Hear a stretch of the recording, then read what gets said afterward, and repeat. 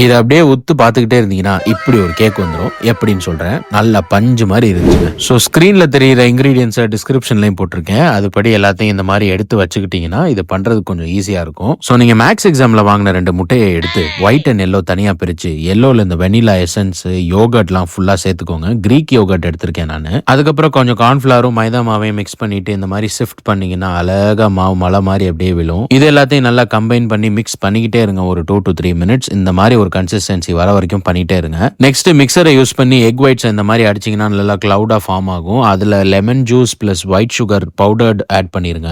மேனுவலா பண்ணா இதே கன்சிஸ்டன்சி வருமான்னு கேட்டா கண்டிப்பா வராது. ஸோ இந்த மாதிரி மிக்சர் யூஸ் பண்ணுங்க. மிக்சர் இல்லாதவங்க இந்த வீடியோவை ஸ்கிப் பண்ணிருங்க.